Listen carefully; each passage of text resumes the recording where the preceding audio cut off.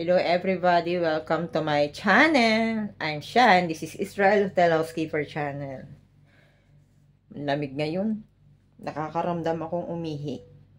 Tara, samahan niyo ako. Tinatamad kasi ako kasi ang lamig.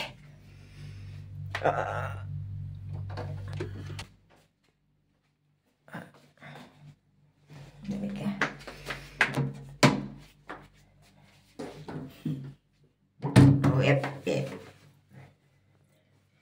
Ito ayaw ko sa lahat eh. Yung uupo ka dito sa toilet bowl, tapos yung uupuan mo, sobrang lamig. O, cut muna. Ayan.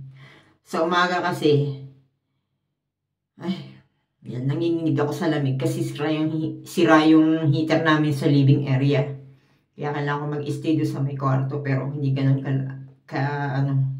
buti na lang may napulot akong comforter na pang winter. Yun ang aking iyayakap.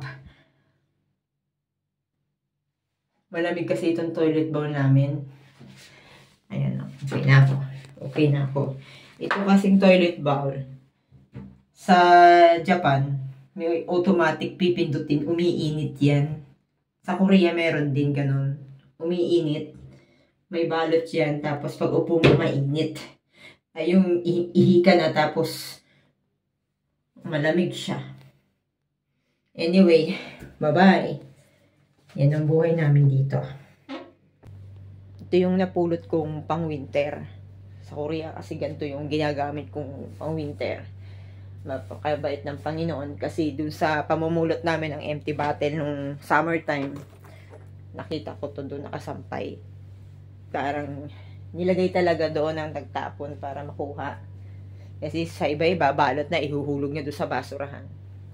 O, diba? Hindi man ganun kaganda ang kulay nung ano kong ito. Eh, sabi nga nila, laki daw ang brown. Charot.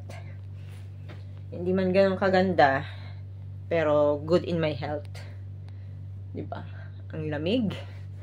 Sobrang lamig. Tapos, may nakuha ako sa iniwan ng guest ito.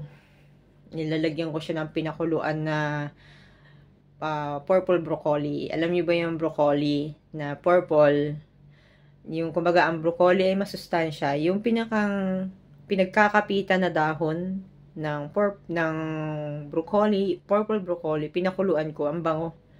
Yun ang ginagawa kong iniinom ko ngayong winter. Kasi ito mainit-init pa. Para mamaya, pagising ko, may maiinom akong mainit. Ganun lang.